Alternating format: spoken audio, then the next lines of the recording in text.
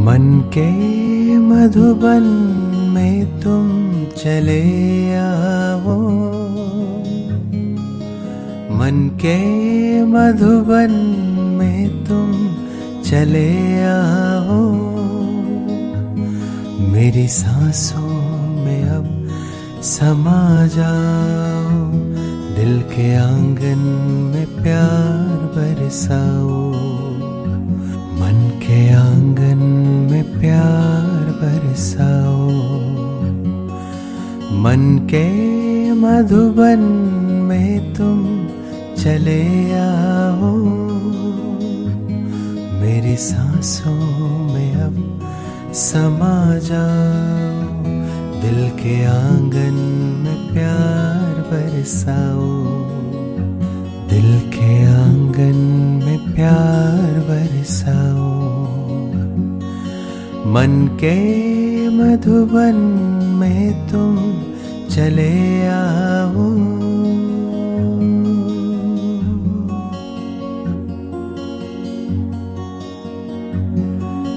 बाबा के मुरली रागन गाए, अव्यक्त धारा दिल को छू जाए।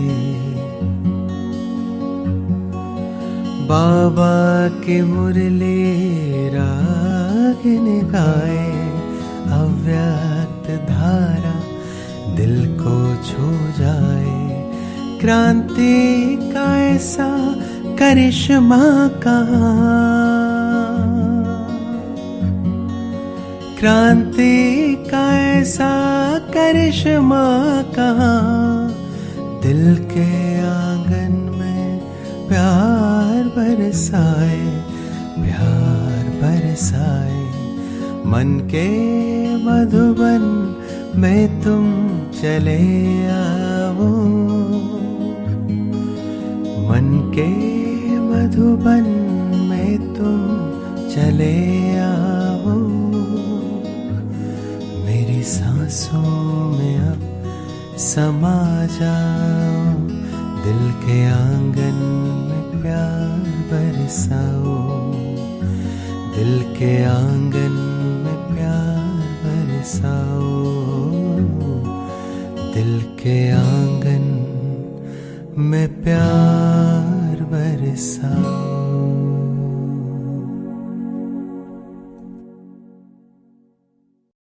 ओम शांति।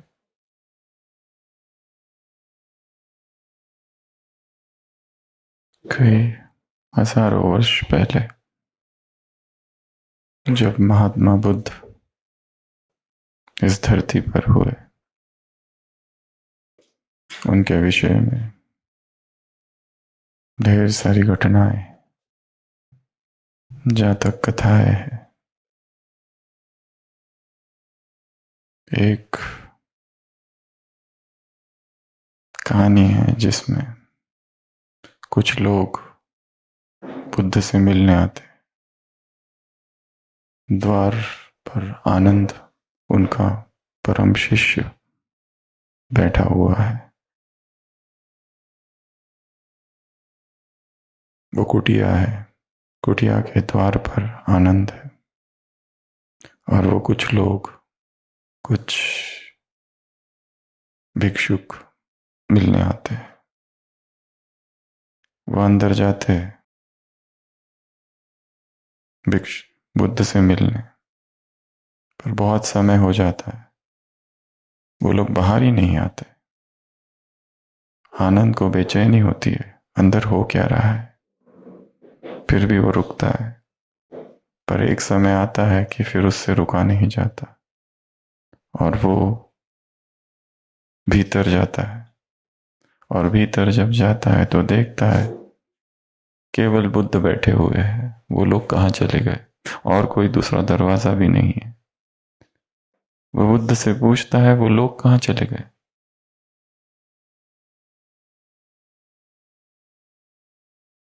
बुद्ध कहते हैं, दे आर मेडिटेटिंग, वो ध्यान कर रहे हैं। बस कहानी यहीं पूरी हो गई।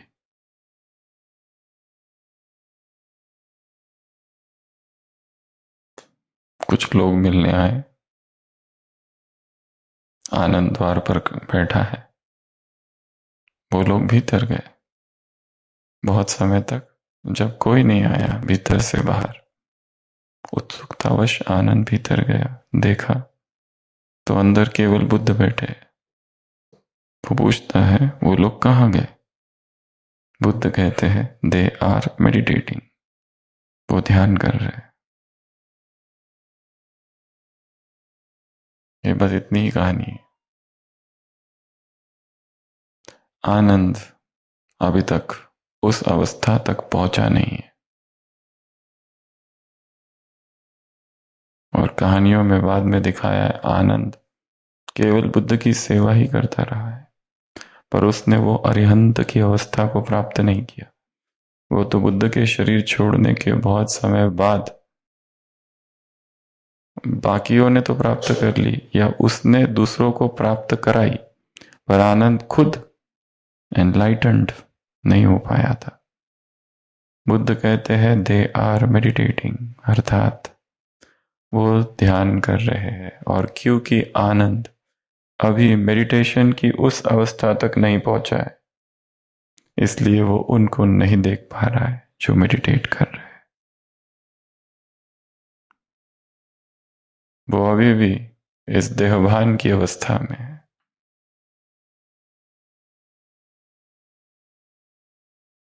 जो खुद मेडिटेट नहीं कर रहा है वो उन्हें भी नहीं देख सकता जो मेडिटेट कर रहे हैं। जो खुद उस परम अवस्था को प्राप्त नहीं किए वो उनको भी नहीं देख सकते जो उनके इर्द गिर्द ही है, साधारण दिखने वाले, परंतु जिनकी चेतना ऊंचाइयों को छू चुकी है। वो उन्हें भी अपने ही समान साधारण ही समझते हैं। यहां तक कि आगे और दिखाया, बुद्ध ने शरीर छोड़ा और उसके कुछ समय बाद, 4 मास बाद ही सबने ये सोचा, एक कमेटी बनी 400-500 भिक्षुकों की, और उन्होंने ये सोचा कि बुद्ध ने जो कुछ कहा है वो सारा संकलन करना है, क्योंकि कोई रिकॉर्ड नहीं है और एक ही व्यक्ति है सुपर मेमोरी मास्टर, आनंद, जिसको सब याद रहता था और सबसे ज्यादा 40 साल बुद्ध के सानिध्य में था। बुद्ध ने कहा, कब, क्या कहा, उसकी मेमोरी इतनी शार्प थी, वो सब कुछ उसको याद था। परंतु ये जो कमेटी बनी थी, द फर्स्ट कमेटी, उसमें केवल वही आ सकता है जो हाईएस्ट स्टेज अरिहंत, जैसे ज्ञान में हम कर्मातीत, फरिश्ता स्वरूप, संपूर्ण, समान, समीप, इन शब्दों का प्रयोग है, वैसे ही बौद्ध साहित्य में शब्द प्रयोग है अरिहंत। पर आनंद तो अरिहंत अवस्था को पाया ही नहीं है, फिर इसको कैसे ले इसमें? तो आनंद से कहा गया तुम एक काम करो, पहले थोड़ी और साधना करो, अरिहंत अवस्था तक पाओ और फिर आओ। आनंद ने कहा इसमें कौन सी बड़ी बात है, मैंने कितनों को संपूर्ण बना दिया है, कितनों को ध्यान सिखाकर परम अवस्था तक पहुंचा दिया, मेरे लिए तो कुछ भी असंभव नहीं है। वो गया एकांत वन में साधना करने लगा, परंतु करता ही रहा, कुछ नहीं हुआ, क्योंकि साथ में अहंकार जुड़ा था। अरिहंत वो अवस्था है जहां अहंकार गिर जाता है। वो इस अहंकार से कर रहा था कि मुझे करना है, मैं पाके रहूंगा, इस अवस्था को मैं पाके रहूंगा, पर हुआ ही नहीं। महीने गुजर गए और फिर एक दिन वो थक हार गया और उसने ये कह दिया मेरे से नहीं होता। बस जिस समय उसने ये कहा I quit, I give up, बस उसी क्षण उसे वो परम अवस्था प्राप्त हो गई। तो ये जो सर्वोच्च अवस्था है,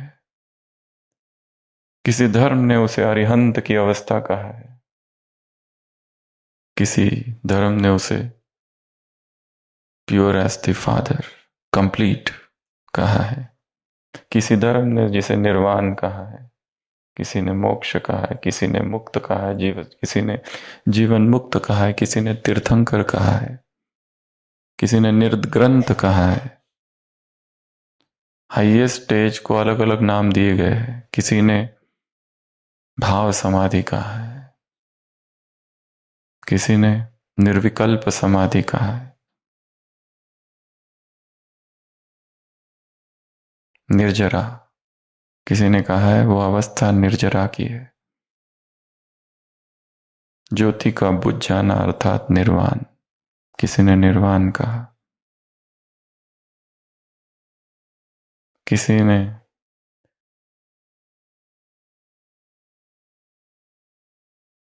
ज़ेन फिलॉसफी है, उसमें अलग अलग अलग नाम है। बीएटिट्यूड,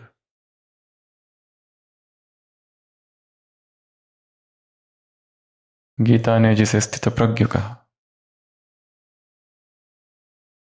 मूल्यों में जिसके लिए गायन है फरिश्ता स्वरूप, कर्मातीत स्थिति, व्यर्थ से मुक्त स्थिति, संपन्न स्थिति, संपूर्ण स्थिति, समान स्थिति, भाव समान स्थिति, निराकारी निर्विकारी निरंकारी स्थिति, ये सब हाईएस्ट स्टेट के गायन है।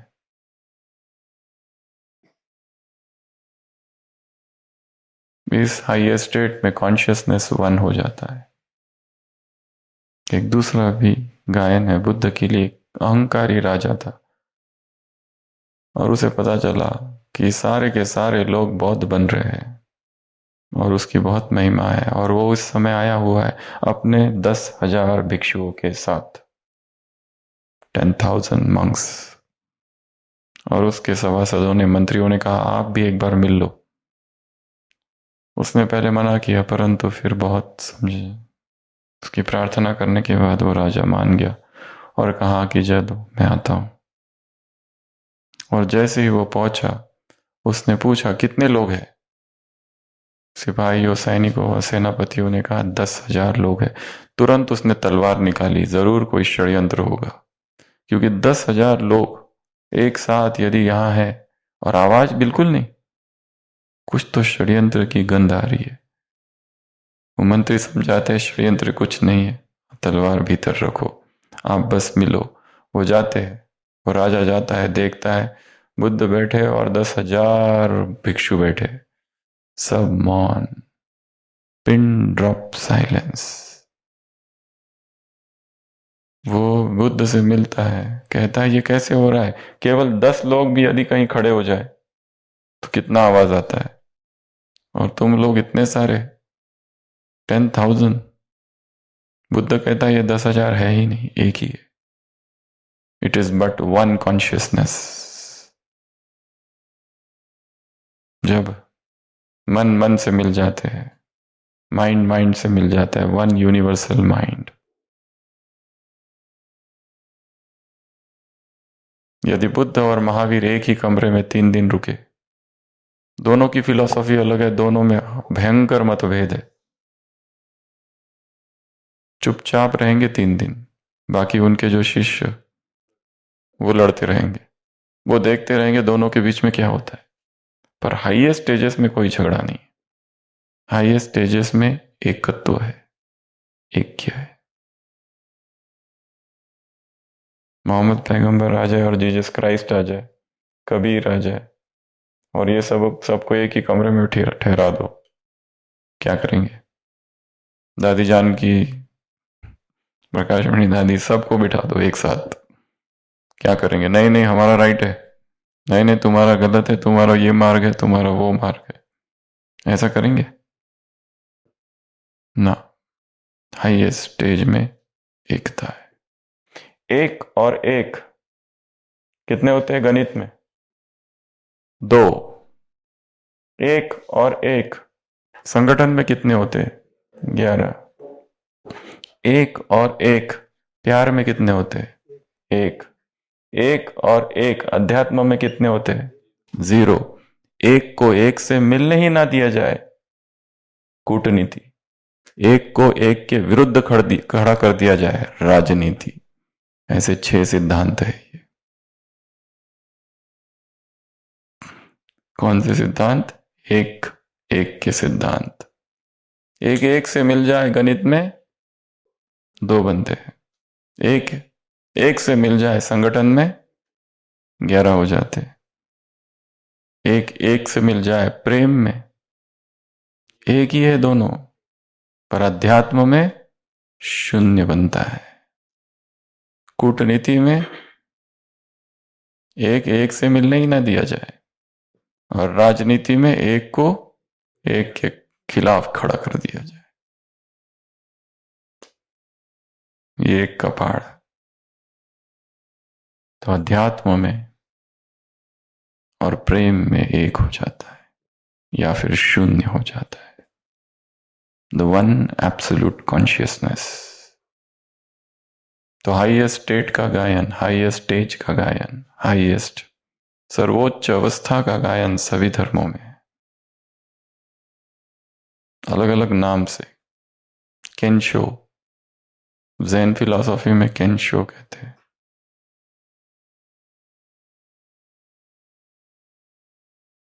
पतंजलि योग सूत्र, योग कर्म योग की परिभाषा है।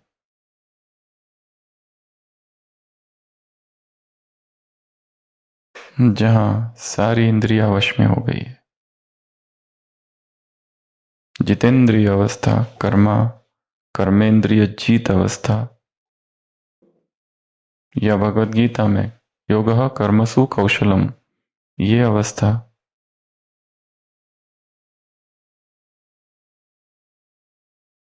सारी इंद्रियों का निरोध। कोई भी नाम दो, कर्मेंद्रिय जीत, जितेंद्रिय, जीवन मुक्त, स्थित प्रज्ञ, कर्मातीत, फरिश्ता, बाप समान, निर्वाण, निर्ग्रंथ, तीर्थंकर, बुद्ध। बुद्ध किसी व्यक्ति का नाम नहीं है, स्थिति का नाम है। It's a state of enlightenment. Buddha ने खुद कहा है, मेरे पहले पता नहीं कितने बुद्ध हुए हैं, मेरे बाद कितने बुद्ध होंगे। किसी एक गौतम की वो मोनोपोली नहीं है, कई हुए कई होंगे। यह ये स्टेज है। यह भक्ति में फिर प्रभु प्रेम में डूबने की अवस्था, भाव मग्न अवस्था, भाव समाधि की अवस्था। इंग्लिश में इसको कहते हैं एक्सटेसी। स्वामी विवेकानंद जब नरेंद्रनाथ थे और कॉलेज में जाते थे, उनके इंग्लिश के जो प्रोफेसर है विलियम वर्ड्सवर्थ की एक पोएम पर लेक्चर ले रहे थे, पोएम जिसमें एक शब्द आया एक्सटेसी। नरेंद्रनाथ ने पूछा, व्हाट इज एक्सटेसी? एक्सटेसी है क्या? वो पोएम में था। विलियम वर्ड्सवर्थ ये इंग्लिश नेचर का पोएट है। वो पूछते व्हाट इज एक्सटेसी, तब वो इंग्लिश के प्रोफेसर जो थे, इंग्लिश पढ़ा रहे थे कॉलेज में, वो कहते हैं कि एक्सटेसी एक भावमग्न अवस्था है, and if you want to know you must go to one person in Dakshineswar, Ramakrishna, you meet him. वो तुमको बता सकता है ये एक्सटेसी क्या होती है। तो एक्सटेसी वो अवस्था है भक्ति की, भाव मग्न अवस्था, जिसमें सब कुछ खो चुकी है चेतना, जो मीरा की अवस्था है, चैतन्य महाप्रभु की अवस्था है, कृष्ण या भक्तों की अवस्था, उसे कहते हैं एक्सटेसी। इसको कहते हैं ट्रांसपोर्ट। इस अवस्था को एक नाम है ट्रांसपोर्ट की अवस्था। इस अवस्था को कहते हैं transcendental state, transcendentalism, higher realms, the otherworldly realms, extra terrestrial realms. ये सारी हाईएस्ट स्टेट्स का गायन है, अलग अलग जगह पर। तो आज की दो मुरलियां हम लेंगे, और दोनों मुरलियों में बाबा ने हाईएस्ट अवस्था का गायन बताया है। 1 तारीख और 5 तारीख सितंबर मास। क्या अवस्था है ये, कैसी अवस्था है? इस अवस्था को पाने से पहले ये क्या है ये जानना भी जरूरी है। परंतु कई बार उसे पाने के बाद ये सब समझ में आता है।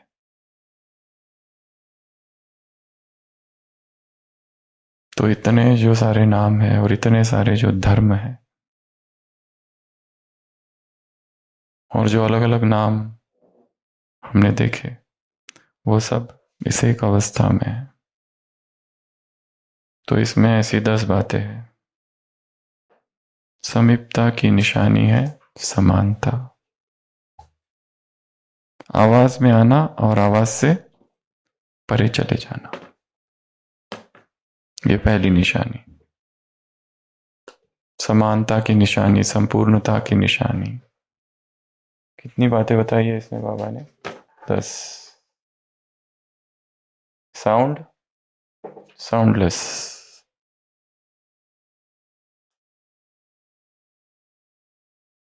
दूसरा, साकारी और निराकारी। साकार स्वरूप में कर्मयोगी और साकार स्मृति से परे न्यारे निराकारी अवस्था में स्थित होना। साकार, निराकार। पहला बताया आवाज और आवाज से परे। ऐसा नहीं कि आवाज से परे जाने के बाद आवाज में आए ही ना, आवाज में भी आना है, पर आने के बाद फिर तुरंत आउट। तीसरा, सुनना और स्वरूप हो जाना। सुनना और स्वरूप हो जाना। उस दिन भी सुनाया था, प्रज्ञा 3 प्रकार की है। एक श्रुत प्रज्ञा, दूसरा चिंतनमयी प्रज्ञा और तीसरा भावनामयी प्रज्ञा। श्रुत अर्थात सुना है, वो भी आवश्यक है, बिना सुने कैसे ज्ञान प्राप्त करोगे। दूसरा चिंतनमयी, उसका चिंतन किया है, जब तक चिंतन नहीं करेंगे आगे कैसे बढ़ेंगे। परंतु तीसरा है भावना, वो है अनुभव, प्रैक्टिकल। शास्त्रों में 3 बातें हैं, श्रवण, मनन, निनिध्यासन। श्रवण, मनन, निदिध्यासन। श्रवण अर्थात सुनना, पहले सुनना ये है क्या, फिर उस पर मनन करना। जो भी बातें सुनी है अगर उस पर चिंतन नहीं किया तो सुना अनसुना हो जाएगा। तीसरा निदिध्यासन अर्थात उसको प्रैक्टिकल स्वरूप में लाना, उसको करना। एक है मुरली पढ़ना, एक है मुरली सुनना, क्लास सुनना, पर यहां तक किया तो कुछ नहीं होगा जब तक खुद कुछ करेंगे नहीं। खुद लिखो, चिंतन करो, मनन करो, एक्सपेरिमेंट्स करो, कुछ तो करना है खुद से, तो ही वो होगा, नहीं तो नहीं होगा। तो श्रवण, मनन, निदिध्यासन, श्रुत प्रज्ञा, चिंतनमयी प्रज्ञा, धारणामयी प्रज्ञा, ये 3। होटल में गए, मेनू देखा, मेनू देखा, ऑर्डर किया, फर्स्ट स्टेप। सेकंड स्टेप, दूसरे क्या खा रहे देख रहे, दो जो खा रहे और सोच रहे अच्छा इनके पास ये है, इनके पास ये खा रहे, ये खा रहे, खुशी तो हो रही है पर पेट भरेगा क्या मेनू देखने से। सेकंड, दूसरों को देखना, फिर तीसरा खुद का खाना आया और फिर खाया। ये 3 अवस्थाएं। पहले केवल देखना है, सुनना। दूसरा केवल चिंतन कर रहे हैं, हाँ मेरा जो आएगा ना वो ऐसा होगा, पर तब तक पेट नहीं भरेगा। तीसरा जब तक होता नहीं, निदिध्यासन या धारणा में, भावना में प्रज्ञा, तब तक पेट नहीं भरेगा। तो मुरली में कहा है तीसरा पॉइंट, सुनना और स्वरूप होना, सुनते सुनते ही स्वरूप हो जाना।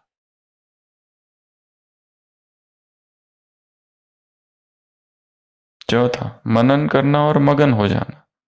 जैसे भक्ति में कहा हमने, एक अवस्था केंशो या एक्सटसी की अवस्था है। एक्सटसी, इसको रैप्चर भी कहा जाता है। रैप्चर, रैप्चर अवस्था, एक्सटसी की अवस्था, ट्रांसडेंटल अवस्था, ट्रांसपोर्ट की अवस्था, ये भक्ति की अवस्था है। जैसे हमने ज्ञान की अवस्थाएं देखी, सभी सब, निर्विकल्प समाधि, निर्ग्रंथ अवस्था, अरिहंत अवस्था, अरिहंत में डुबकी लगाना, बीएटिट्यूड क्रिश्चियनिटी में, कंप्लीट स्टेज क्रिश्चियनिटी में, तीर्थंकर की वो अवस्था, बुद्ध की वो अवस्था, वहां तक वो पहुंचना। उसी तरह भक्ति में ये अवस्था है। और जिसको बाबा ने क्या प्रयोग किया शब्द मगन। तपस्या की एक परिभाषा ये भी है, लगन में मगन। तपस्या अर्थात लगन में मगन, तपस्या अर्थात परिवर्तन, तपस्या अर्थात एक बाप दूसरा न कोई, तपस्या अर्थात अनुभूति, तपस्या अर्थात जो मुरलियों में आया है। अलग अलग जगह पर अलग अलग तपस्या की परिभाषा है। ये तपस्या है खो जाना एक में। तो यहां क्या कहा, मनन करना, पर मनन में रुकना नहीं, मग्न हो जाना, ये चौथा। पांचवा, रूह रिहान में आना और रूहानियत में स्थित हो जाना। कल उस दिन भी हमने देखे थे 21 प्रकार के योग, उसमें एक योग कौन सा था, रूह रिहान, बाबा से केवल बात करना, वो भी एक योग है। पर साथ में क्या हो जाना चाहिए, रूहानियत में स्थित। अगला, सोचना और फिर करना। ये जो गैप है सोचना और करने की, सोचना अर्थात संकल्प और स्वरूप, सोचना अर्थात प्लानिंग और एक्शन प्रैक्टिकल, इसके बीच में गैप है। इस ब्रिज को, इस गैप को ब्रिज करना, सोचना और करना, मुझे ये करना है और फिर तुरंत करना। नेक्स्ट, कर्मेंद्रियों में आना अर्थात कर्मेंद्रियों का आधार लेना और कर्मेंद्रियों से परे चले जाना। ये पांचों इंद्रियों का आधार लेना और फिर इनसे बाहर निकल जाना।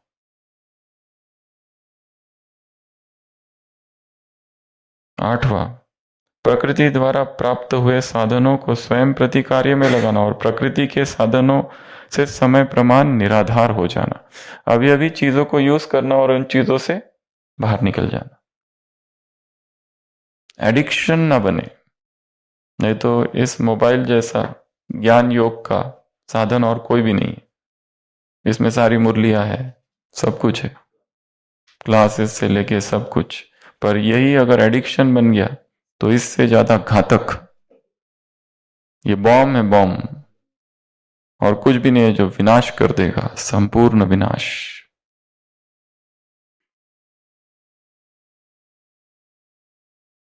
अगला, देखना, संपर्क में आना और देखते हुए न देखना। देख रहे हैं परंतु नहीं देख रहे, अर्थात आंखों में अनासक्त भाव है। और लास्ट, संपर्क में आते हुए कमल पुष्प के समान रहना। ये 10 की 10 बातें हैं कर्मातीत की। कांटेक्ट में आ रहे, लोगों से मिल रहे, और ऐसे नहीं कि लोगों से दूर भाग रहे, हजारों लोगों से मिल रहे परंतु डिटैच्ड।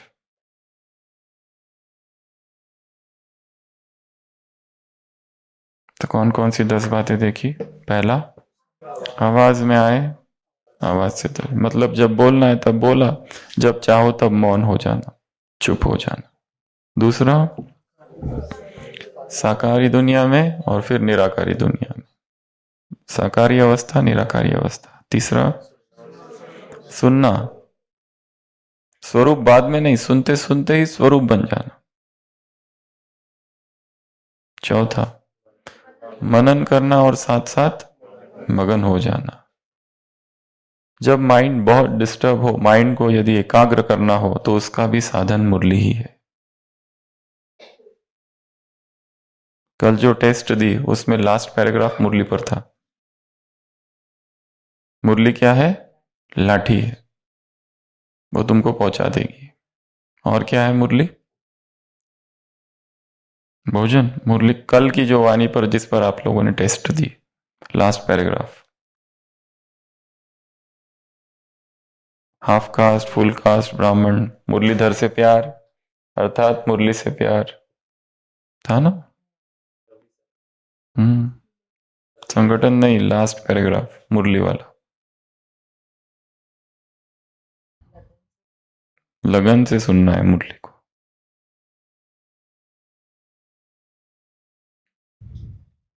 तो अगला, सुनना और स्वरूप बनना, मनन करना और मगन हो जाना, रूरियान करना और रूहानियत में स्थित हो जाना। अगला सोचना और करना। वो जो गैप है ना, बस उसको कम से कम रखना है। सोचा और तुरंत किया। नेक्स्ट, कर्मेंद्रियों को आधार लेना और कर्मेंद्रियों से परे चले जाना। फिर साधनों का आधार लेना और साधनों से निराधार हो जाना। और देखना, देखते हुए देखना परंतु नहीं देखना, सुनते हुए सुनना परंतु नहीं सुनना। तो ये 10 निशानी है किसकी? कर्मातीत अवस्था की। और बाबा ने इसी मुरली में कहा ये 4 प्रकार की हलचल होगी, वायुमंडल की, व्यक्तियों की, संबंधों की और साधनों का अभाव। वायुमंडल की हलचल होगी, व्यक्तियों की हलचल होगी, संबंधों की हलचल होगी और साधनों का अभाव होगा। वास्तव में लास्ट अवस्था वही है कि जो हलचल में हम कैसे हैं? अचल। बस इसी का अभ्यास करना है, इसी की प्रैक्टिस करनी है। तो ये जो 10 पॉइंट्स है, इन पर काम करना है आज। साधनों का आधार लिया, साधनों से परे। कर्मेंद्रियों का आधार लिया, कर्मेंद्रियों से परे। साकार शरीर में, फिर निराकार। रूरियान कर रहे और फिर रूहानियत में स्थित।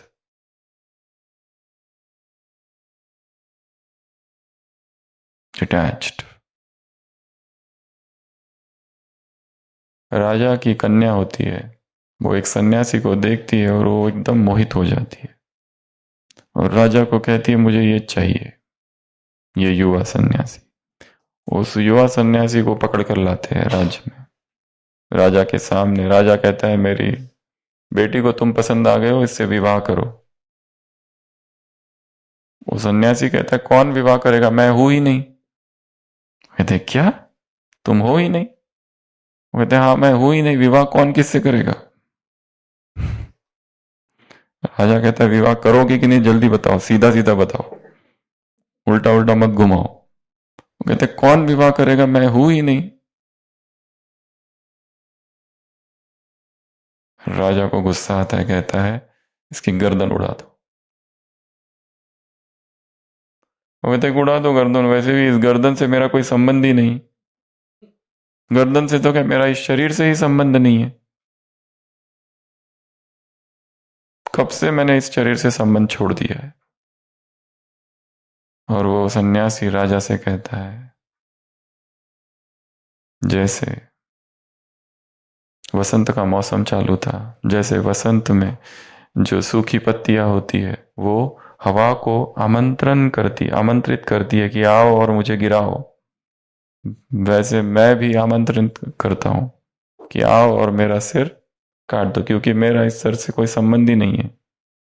राजा एकदम बाहर देखता है, वास्तव में वसंत का मौसम चालू है और वास्तव में देखता है पेड़ों से पत्ते गिर रहे हैं। उसके मन में आता है ये व्यक्ति मृत्यु का को निमंत्रण दे रहा है और इतना निर्भय है, तो इसको मैं क्या मारूंगा, इसकी मृत्यु संभव ही नहीं है। जो मृत्यु से डरता नहीं और आह्वान कर रहा है मृत्यु का, और अपने शरीर से इतना अलग हो चुका है, इतना डिटैच हो चुका है। राजा कहता है तुम जाओ, छोड़ देता है उसको। इतनी डिटैचमेंट किससे? शरीर से। शरीर में आना, शरीर से परे जाना। कर्मेंद्रियों में आना, कर्मेंद्रियों से परे जाना। कर्मेंद्रिया जिन साधनों का प्रयोग करते हैं उनके संपर्क में आना और उनसे डिटैच्ड।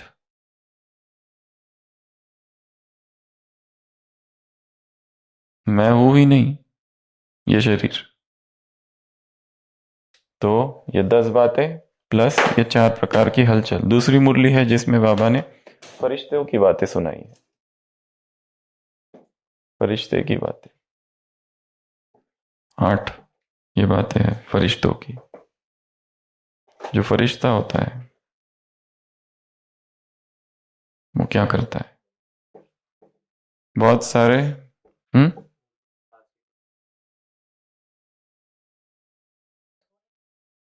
अच्छा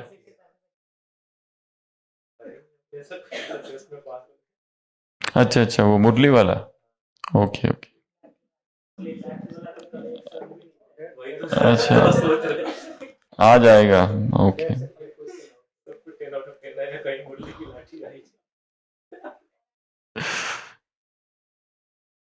मुरली है लाठी, इस लाठी के आधार से कोई कमी भी होगी तो वो भर जाएगी। यह आधार ही अपने घर तक और अपने राज्य तक पहुंचाएगा।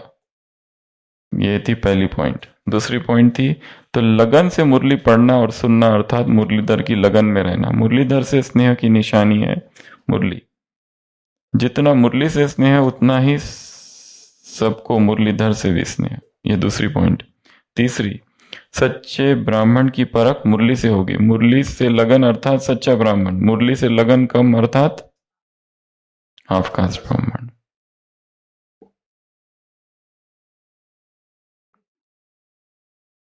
तो जो दूसरी मुरली है 5-9 की, इसमें बाबा ने पूरे बहुत सारे उदाहरण दिए हैं।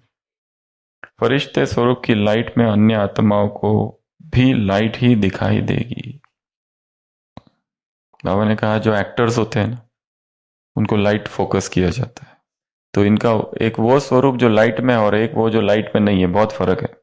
एक मेकअप वाला और एक बिना मेकअप वाला, पहचानने भी नहीं आएंगे बिना मेकअप के। तो बाबा ने कहा है कि तुम भी इस बेहद के ड्रामा के हीरो हीरोइन हो, एक्टर्स हो। अव्यक्त स्थिति की लाइट के अंदर हर एक्ट करने से क्या दिखाई देंगे? अलौकिक फरिश्ते। तो फरिश्ते स्वरूप की लाइट से अन्य आत्माओं को भी लाइट ही दिखाई देगा, ये पॉइंट। फिर बेहद के हीरो एक्टर्स और सदा जीरो स्वरूप में स्थित होते हुए जीरो बाप के साथ हर पार्ट बजाने वाले। और फिर यहां 2-3 बातें बताई है, तुम्हारे मस्तक से क्या, तुम्हारी आंखों से क्या, और तुम्हारे मुख से क्या।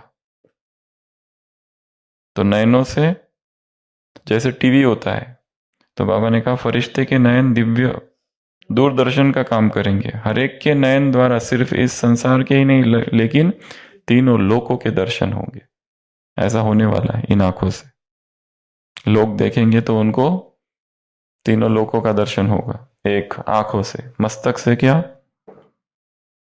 चमकती हुई मणि की को सर्च लाइट व लाइट हाउस के समान स्वयं का स्वरूप, स्वमार्ग और श्रेष्ठ मंजिल का स्पष्ट साक्षात्कार कराएगा। कल हमने प्रश्न पूछा था 7 प्रकार के साक्षात्कार कौन कौन से, और होमवर्क छोड़ा था। ब्राह्मण आत्मा या हर आत्मा चाहती है कि मुझे ये 7 साक्षात्कार हो। सबसे पहला तो हर चाहता है कि मैं आत्मा को देख लूं। दूसरा चाहता है मैं परमात्मा को देख लूं, शिव बाबा, कि मुझे शिव बाबा को देखना है। ज्योति वो खुद भी कहे कि मुझे देखने से कुछ फायदा नहीं है, तो भी कहेगा नहीं मुझे देखना है, एक बार तो दिखा दो। तीसरा, परमधाम को एक बार देखना है। चौथा सतयुग को एक बार देख लेना है। पांचवा,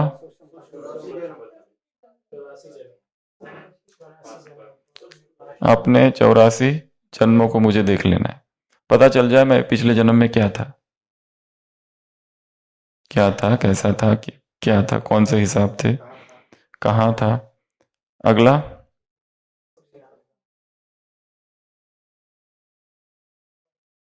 और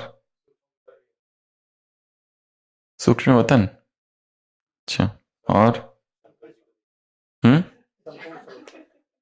संपूर्ण स्वरूप, वो फरिश्ता वाला स्वरूप है, उसमें ये सब चीजें डाल दो। विनाश, जैसे ब्रह्मा को विनाश का साक्षात्कार हुआ, हमको भी दिखाओ एक बार, तब वैराग आएगा। हमको इसलिए तो नहीं आ रहा है क्योंकि हमको तुमने अभी तक कराया नहीं है। देखना इन आंखों से सब कुछ खत्म होते हुए। तो सबसे पहला तो मुझे अपनी आत्मा का साक्षात्कार, आत्मा का साक्षात्कार, परमात्मा का साक्षात्कार, परम धाम का साक्षात्कार, सतयुग को एक बार देख लेना है। अगर वो देख लूंगा ना तो तुरंत इधर से वैराग आ जाएगा। फिर मेरे 84 जन्मों को मुझे देखना है, अपने हर एक जन्म को। विनाश को एक बार देखना है। और 7वां, कल कहा था कि 2 छोड़ रहे, तो उस 2 में से एक है विनाश। आज एक छोड़ रहे, कल बताना। सतयुग का हो गया, उसमें आ गया कि मैं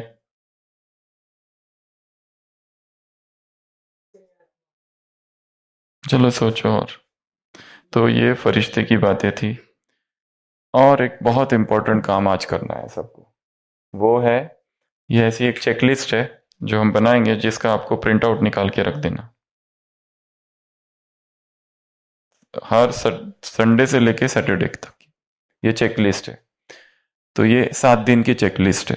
तो यहाँ ऊपर डेट लिखना है आपको, 12 तारीख से चालू करना है इसको, 12 से 7 दिन का। और यहाँ लिखा हुआ है Sunday, Monday, Tuesday, Wednesday, Thursday, Friday, Saturday. ये ऊपर ऊपर भी बनाया हुआ है ये। तो यहाँ पर लिखेंगे सबसे पहले टोटल 11 पॉइंट्स है। टोटल कितनी पॉइंट्स है? 11। और यहां पर लिखेंगे किया कि नहीं किया 11 बातें। कब? अमृत वेला, क्योंकि फरिश्तों का यही काम है। अब वो कौन सी 11 बातें हैं?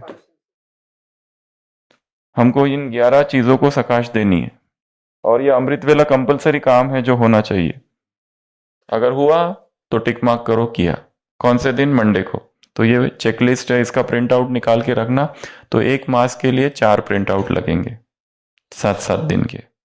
तो पहला पॉइंट है फरिश्ता, अर्थात हमें अपने लिए नहीं, अब दूसरों के लिए जीना है। हमें दूसरों को शक्तियां भरनी है। हर मुरली में यही आता है, शक्तियां दो, वरदान दो। इसमें भी कहा है आह्वान कर रहे हैं, इंतजार कर रहे हैं तुम्हारा, आत्माएं तड़प रही है, दुखी है।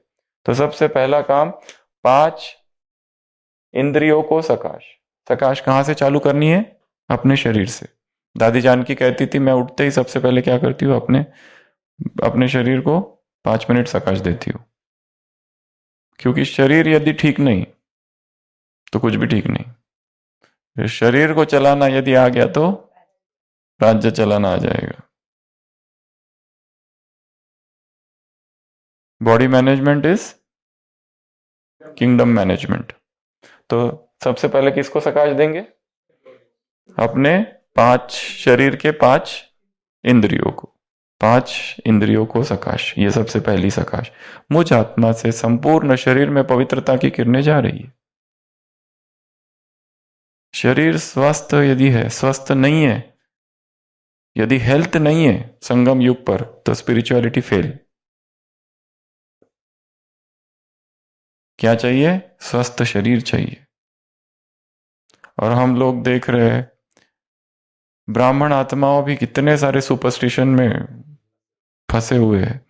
कल एक माता आई थी, तो उसको इतनी सारी बीमारियां है, पर किसी रिपोर्ट में कुछ नहीं निकलता, पर बहुत सारी प्रॉब्लम्स है। फिर उसने क्या किया, किसी ने कहा वो उसके पास जाओ, तंत्र मंत्र के पास। फिर वो तंत्र मंत्र वाले के पास गई, फिर बहुत सारी पूजा पाठ की। कौन सी माता? जो 40 साल से ज्ञान में है। फिर वो सारी विधियां की। फिर वो कहीं और गए तीर्थ स्थान पे, वहां पे सब कुछ किया उन्होंने जो जो बताया। 50,000 रुपये खर्चा किया, 15 दिन तक बीमारी खत्म हो गई। 15 दिन पर फिर आ गई। तो हमने कहा फिर आप वापस नहीं गए उनके पास? तो बोली हाँ गई। उनको पूछा कि 50,000 रुपये खर्च किए, इतना आपने जो भी कहा वो सब किया, तो अभी क्या? तो उन्होंने कहा कि तुम पर कोई एक आत्मा कुछ कर रही है, पर अब मैं कुछ नहीं कर सकता। पहली बार जो कर रही थी वो दूसरी आत्मा था, इस बार ये दूसरी आत्मा है।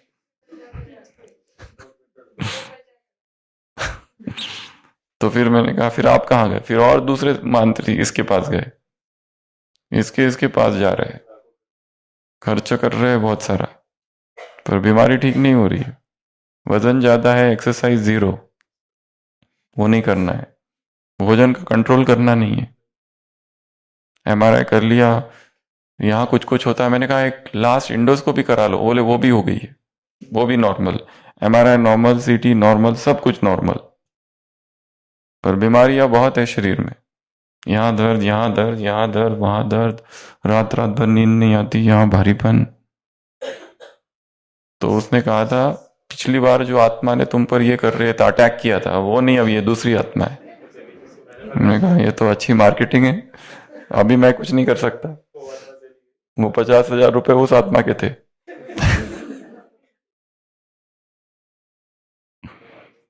वही कोई सिंपल, मतलब ये ज्ञानी आत्माओं की बातें चल रही हैं, लंबा समय से जिन्होंने मुरलिया बाबा दादियों से, अव्यक्त बाप दादा से स्टेज पर दृष्टि वगैरह ली है, वो सब। इसलिए सबसे पहली सकाश किसको? अपने ही शरीर को सकाश दो। मेरा शरीर स्वस्थ है, निरोगी है, निर्मल है, कंचन काया यहीं पर है, हल्कापन है, उसमें कोई भारीपन नहीं, कोई रोग नहीं, कोई विकार नहीं, संपूर्ण निरोगी, संपूर्ण स्वस्थ, अंग अंग में ऊर्जा है, अंग अंग में प्रवाह है, शक्ति है, लचीलापन है, शक्ति है, बहुत अच्छी नींद है, सब कुछ अच्छा है। तो ये सबसे पहली सकाश, 5 तत्वों को सकाश। दूसरी सकाश पहली 5 इंद्रियों को, दूसरा 5 तत्वों को। आकाश में जाओ, हवा को सकाश, ऊपर 2 नीचे 3। पहले आकाश फिर हवा, सारी हवा शुद्ध हो रही है, पवित्र हो रही है, आकाश शुद्ध हो रहा है, फिर धरती शुद्ध हो रही है, फिर अग्नि और जल, जल को शुद्ध कर दो, अग्नि को सकाश दे दो, अग्नि सबको शुद्ध करती है, हम अग्नि को शुद्ध करें, धरती को शुद्ध कर दो, हवाओं में पवित्रता की किरणें फैला दो और आकाश में पवित्रता फैला दो। फैलाना क्या क्या है? Purity, light, might. लाइट अर्थात ज्ञान, माइट अर्थात शक्तियां, शक्तियां फैलाओ, ज्ञान अर्थात लाइट फैलाओ और प्यूरिटी फैलाओ। बस, इसके अलावा और कोई सकाश नहीं देनी है। कौन सी सकाश देनी है? शक्तियां, ज्ञान, पवित्रता और ज्यादा से ज्यादा शुभ भावना, शुभ कामना। वो कुछ कुछ आत्माओं के संबंध में, वो तत्वों के संबंध में नहीं। फिर दूसरी सकाश है 5 तत्वों को सकाश। तीसरी सकाश है 5 खंड। यूरोप में जाओ, सभी यूरोप वासियों को सकाश। यूरोप, फिर अमेरिका, फिर अफ्रीका, फिर एशिया, फिर ऑस्ट्रेलिया, ये 5। एक एक के ऊपर फरिश्ता स्वरूप में चले जाओ, सकाश दे दो, हो गया काम। अगला 5 महासागर। भारत के बाजू में हिंद महासागर, अफ्रीका और भारत के बीच, फिर अफ्रीका और अमेरिका के बीच अटलांटिक महासागर, फिर अमेरिका और इधर ऑस्ट्रेलिया के बीच सबसे बड़ा पीछे वो है प्रशांत महासागर, पैसिफिक ओशन। ऊपर आर्टिक ओशन, नीचे सदर्न ओशन, दक्षिण महासागर। 5 महासागर को सकाश। फिर उसके बाद में 5 सत्ताओं को सकाश। राजसत्ता, धर्म सत्ता, विज्ञान सत्ता। एक मुरली पूरी इस पर चली हुई है। उसमें चौथी सत्ता बताई है कर्म की सत्ता। ये एक अलग मुरली है जिसमें बाबा ने कहा राजसत्ता अर्थात तुम 1 सेकंड में राज्य अधिकारी बन जाओ खुद के, यह है राज्य सत्ता। धर्म सत्ता अर्थात जो धारण करो, प्यूरिटी को तुमने धारण किया, यह है तुम्हारी धर्म सत्ता। विज्ञान सत्ता अर्थात 1 सेकंड में शरीर से परे, जैसे वो लोग विज्ञान वाले लाइट का प्रयोग करते। और फिर एक कर्म की सत्ता। तो कर्म और धर्म एक ही बताया उस मुरली में। तो एक मुरली में ये 4 था, पर यहां हम दूसरी लेंगे। पहली 3 तो सेम है। राजसत्ता अर्थात सारे पॉलिटिशियंस को सकाश, पॉलिटिकल पार्टी जितनी भी है, जो भी पॉलिटिक्स से संबंधित लोग हैं वो सारे। दूसरे धर्म सत्ता में कौन कौन आएगा? मठ, आश्रम, साधु, संत, योगी, सन्यासी, भक्त, सब बहुत बड़ा है। धर्म सत्ता तो बहुत बड़ी है। धर्म सत्ता बाबा कहते हैं ना मुरलियों में, ये है साधारण सभा, न्यारा सा परिवार, छोटा सा परिवार। और अभी अभी राम मंदिर का ये जो हुआ था वो धर्म सत्ता थी, और उसमें आमंत्रित लोग जो थे वो कोई साधारण लोग नहीं थे। उसमें बॉलीवुड के हाईएस्ट, पॉलिटिक्स के हाईएस्ट, हर चीज के जो हाईएस्ट है वो सब लोग थे उधर। तो ये वैसी हमारी सभा नहीं है। बाबा जिस सभा से मिलते क्या कहते? भोली भाली माता है, ये छोटा सा परिवार है, न्यारा सा परिवार है, यहाँ टांगे नहीं चलती फिर भी माता है आ गई, बूढ़ी माता है, 90 वर्ष की माता है, बीमारी के साथ आ गई। ये जो संसार की जो धर्म वाली सभा है ना, वो अलग ही है। तो धर्म सत्ता को सकाश। फिर विज्ञान सत्ता, इसमें डॉक्टर्स, इंजीनियर, साइंटिस्ट सब आएंगे, जो भी साइंस से जुड़े हुए लोग हैं वो सारे। फिर है प्रकृति की सत्ता, उसमें पशु, पक्षी, भालू, चीता, पेड़ पौधे, पहाड़, पानी, झरने, झील। और फिर है लौकिक ज्ञान की सत्ता। इसके ऊपर आप थोड़ा चिंतन करो, ये एक मुरली में आया है। उस मुरली में बाबा ने 5 सत्ताएं गिनाई है, उसमें ये सत्ता गिनाई है। एक है लौकिक ज्ञान की सत्ता, इस पर फिर कभी चर्चा करेंगे। अगला तो ये हो गए 5 सत्ताएं। फिर है 5 प्रकार की संसार की आत्माओं को सकाश।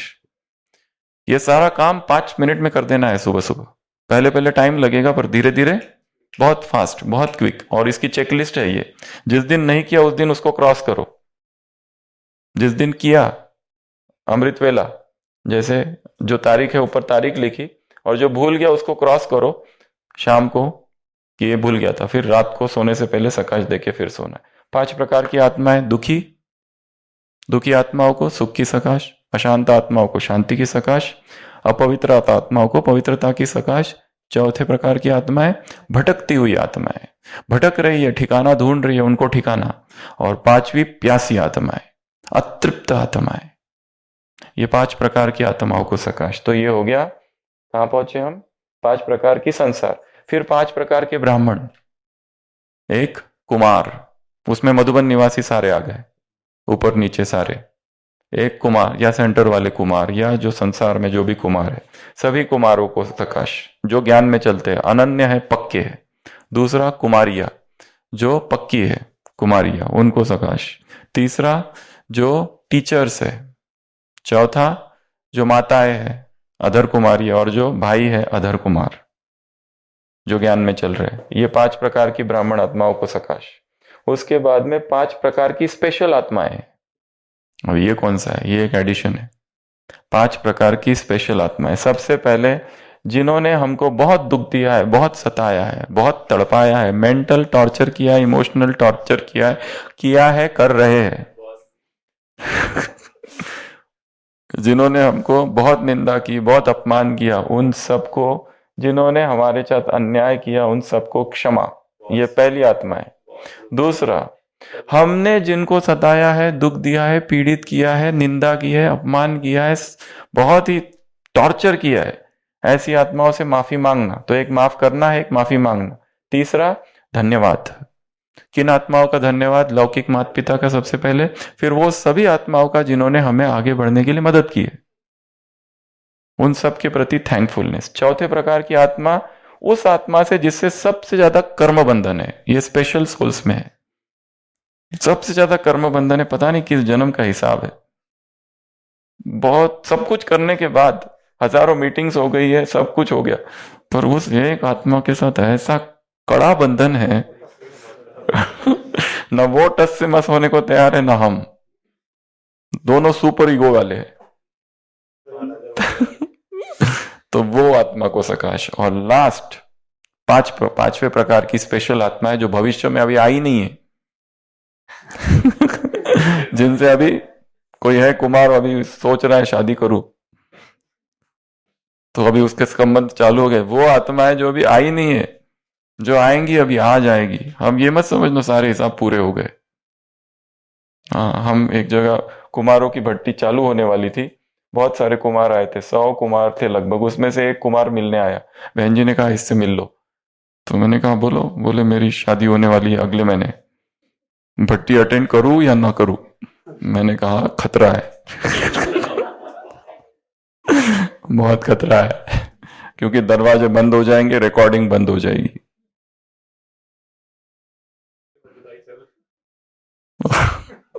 इसलिए खतरा तो बहुत है, देख लो तुम। वो नहीं आया।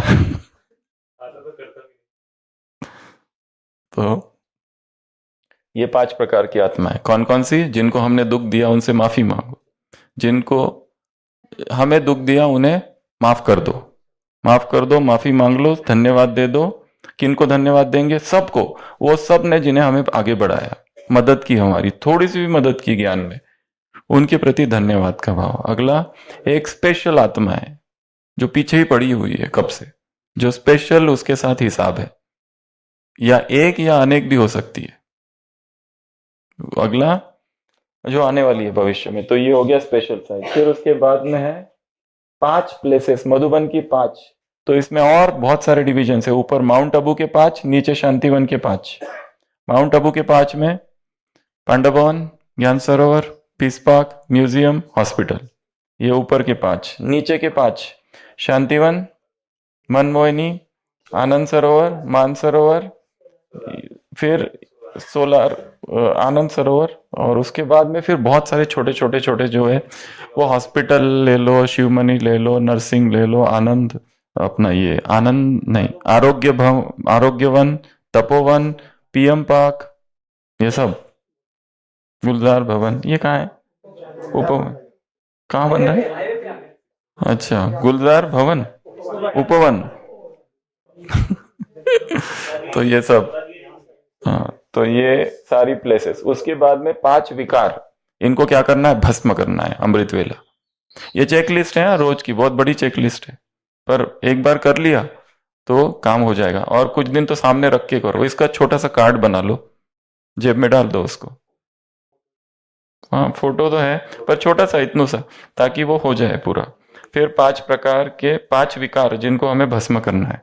फिर बाबा के 5 स्थान मधुबन के बाहर के कौन कौन से? सबसे पहला सेंटर, सबसे पहला सेंटर, ऊपर से जाना फरिश्ता रूप में, और जितने सेंटर्स है सब सेंटर्स के ऊपर, क्योंकि हर एक जगह कहीं ना कहीं कोई ना कोई विघ्न चल रहा है सूक्ष्म में। अगर नहीं भी है तो भी ऊपर जाके प्यूरिटी की सकाश, कौन सी सकाश देंगे? प्यूरिटी की किरणें, शक्तियों की किरणें, ज्ञान की किरणें, या शुभ भावना, शुभकामना। तो एक सेंटर। दूसरा रिट्रीट सेंटर, बड़ा रिट्रीट सेंटर्स जो है वो। तीसरा गीता पाठशाला है। चौथा जमीन, जमीन मतलब जमीन में क्या क्या? तो जमीन में एक तो वो जमीन जहां कंस्ट्रक्शन चल रहा है, या जो बाबा की जमीन है, यहाँ जो गार्डन लिया हुआ है, बहुत सारे गार्डन्स है ना, बहुत सारे जो ब्रह्मा कुमारी इसको दे दिए हैं लोगों ने, तो वो गार्डन, या फिर जमीन ऑलरेडी बाबा की जमीन है, या फिर जमीन पे कंस्ट्रक्शन हो रहा है, या लेने वाले हैं, या अभी तक मिली नहीं है, वो भी। और चौथे प्रकार का स्थान है वो स्थान, 5वें प्रकार का वो स्थान जहां पर बहनें सेवा करने जाती है। वो सेंटर नहीं है, जैसे वहां मुरली क्लास के लिए जाते हैं या कोई प्रोग्राम रखते हैं, वो लग्न मंडप। पर वहां भट्टी आयोजित की है, अब क्या करें, जमीन नहीं है, तो वो स्थान। तो ये टोटल कितने हो गए? 11। तो पहले 5 तत्वों को सकाश दे देना फटाफट, पहले शरीर से चालू करना। अभी क्रम कैसे रखेंगे? शरीर से चालू कर दिया, शरीर को सकाश दे दिया, फिर ऊपर उठे 5 तत्वों को सकाश दे दिया, फिर 5 खंड को सकाश दे दिया, 5 महासागर को सकाश दे दिया, 5 प्रकार की आत्माओं को सकाश दे दिया संसार की, फिर 5 प्रकार के ब्राह्मणों को सकाश दे दिया, फिर उसके बाद में 5 बाबा के स्थान मधुबन वाले, फिर 5 बाहर के स्थान, फिर 5 विकारों को देख लेना, एक एक राक्षस को, जैसे दिखाया ना सीरियल्स में, देवी है उसका ऐसे करती है, उधर से गोला निकलता है और राक्षस सामने, वो भाग रहा है, पीछे गोला आग का, फिर भाग रहा है भाग रहा है भाग रहा है, फिर वो गोला उससे टकराता है, वो भस्म हो जाता है। तो ये 5 विकार जो है उनको इस रूप में देखना है। वो कौन है? राक्षस। और हमने क्या कर दिया यहां से, कहीं से भी निकालो, आंख से निकालो, मस्तक से निकालो, और वो उस राक्षस को भस्म करना है। तो 5 विकारों को भस्म करना। फिर 5 प्रकार की विशेष आत्माएं, जिनको दुख दिया उनसे माफी मांगो, जिन्होंने हमको दुख दिया उनको माफ करना, और माफ के पीछे एक शब्द जोड़ देना, अनकंडीशनल माफी, शर्त वाली नहीं। बिना शर्त के तुमने जो कुछ किया, जैसा भी किया, जितना भी अन्याय किया, मैं तुमको अनन्य हृदय से हार्दिक माफी हार्दिक माफ करता हूं, दिल से, तहे दिल से, ताकि इधर कुछ ना बचे, कोई काला दाग ना बचे। Total pardon, forgiveness. उसके बाद में उन आत्माओं को धन्यवाद करना जिन्होंने हमारी बहुत मदद की। और फिर वो एक जो विशेष आत्मा है उसका क्या करोगे, जिससे सबसे ज्यादा हिसाब किताब है? उसको शुभ भावना, शुभकामना की सकाश, बस, इससे ज्यादा कुछ नहीं। उसको ज्ञान कहाँ सुनाओगे? उसे बस शुभ भावना देते जाओ। माफी में भी रखो, पर ये खास आत्मा है एक। माफी में तो वो वहां, ये सारा थोड़ा ओवरलैप है, इसमें ओवरलैप है, पर ये खास आत्मा है जिसके लिए माफी वगैरह सब कुछ करके हो गया है इतने सालों से, कई समय से सकाश दे रहे, पर होता कुछ नहीं, पता नहीं कहाँ चली जाती है सकाश। वो दिखाए ना रामायण महाभारत में, इधर से तीर जाते, इधर से दोनों के लौट जाते। सकाश तो हम दे रहे, पर जाती कहाँ है पता नहीं। सकाश डोज कम पड़ रहा है, डोज बढ़ाना है, और कम बार दे रहे हो, फ्रीक्वेंसी बढ़ानी है। फिर ये हो गया। और लास्ट, जो अभी तक उन आत्माओं से हमारा अभी आई नहीं है, पर आने वाली है, भविष्य के गर्भ में है, जो बहुत भयंकर हिसाब किताब ले चुकतू करने आने वाली है, और इनको अभी से सकाश दे देना। जैसे डिजास्टर होने से पहले ही प्रिपरेशन होती है ना, प्रिपेयर्डनेस, वैसे ये आत्मा हिसाब किताब लेने आने वाली है। अभी गर्भ में ही है, गर्भवती है मां, कौन आने वाला है पता नहीं, उसको सकाश। तो ये हो गया सकाश। तो आज का होमवर्क नंबर पहला, वो जो कर्मातीत की 10 बातें बताई, फरिश्ते की 8 बातें बताई, और ये चेकलिस्ट। तो पहला होमवर्क तो ये है कि ये चेकलिस्ट बनानी है। तो इसका प्रिंट आउट आप निकाल लेना, ये छोटा सा है, बड़ा भी कर सकते हैं छोटा भी कर सकते हैं, इसका एक बड़ा एक छोटा 2 बना दो, ताकि भूले ना कि ये काम रोज करने हैं हमको। दूसरा, हाँ 12 तारीख से चालू करना उसको, अभी से चालू कर सकते पर बना के तैयारी करके रखो। दूसरी, ये जो बीच की मुरली है 2-9, तो हमने कुछ दिन पहले होमवर्क दिया था, मुरली में टॉपिक्स निकालने हैं। फिर उसके दूसरे दिन क्या बताया था, समान निकालने हैं। उसके पहले एक बार बताया था एमसीक्यू निकालने हैं 10। आज इस मुरली से 5 वरदान तैयार करने हैं, भव वाला, और उसमें पूरा आना चाहिए, सारा वाक्य, और प्रॉपर वाक्य आना चाहिए। मतलब इतना बड़े पैराग्राफ का एक वरदान बनेगा, उसमें ये करने वाले, वो करने वाले, ऐसे करने वाले, राज्य अधिकारी वगैरह वगैरह, भव। अंदर का नहीं लिखना है, केवल ऊपर का, पर अच्छा बनाना है एक प्रॉपर। केवल कितने, 5, ओनली 5 वरदान। और इसमें जो दिया होगा ऐसे में, वो वाला नहीं लेना है, उसमें का याद प्यार वाला अपना बनाना है। कौन सी है, 2-9। हाँ, तो ये मुरली है, जैसे ये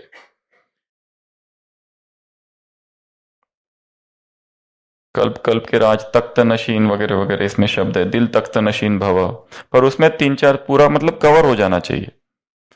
तो ये है आज का काम। अच्छा, ओम शांति।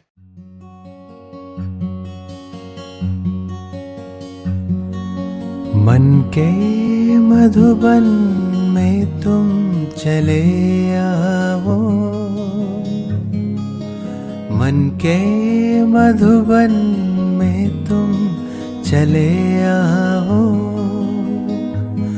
मेरी सांसों में अब समा जाओ, दिल के आंगन में प्यार बरसाओ, मन के आंगन में प्यार बरसाओ, मन के मधुबन में तुम चले आओ, मेरी सांसों में अब समा जाओ, दिल के आंगन में प्यार बरसाओ, दिल के आंगन में प्यार बरसाओ, मन के मधुबन में तुम चले आओ।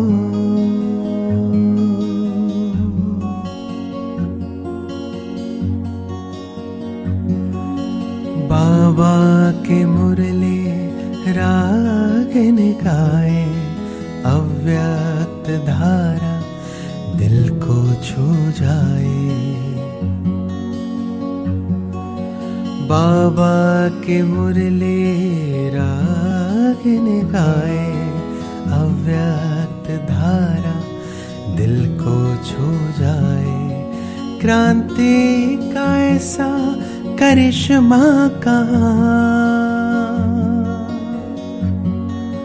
क्रांति का ऐसा करिश्मा कहाँ, दिल के आंगन में प्यार बरसाए, प्यार बरसाए, मन के मधुबन में तुम चले आओ,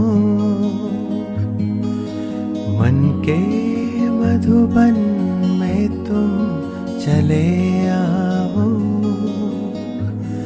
मेरी सांसों में अब समा जाओ, दिल के आंगन में प्यार बरसाओ, दिल के आंगन में प्यार बरसाओ, दिल के आंगन में प्यार बरसाओ।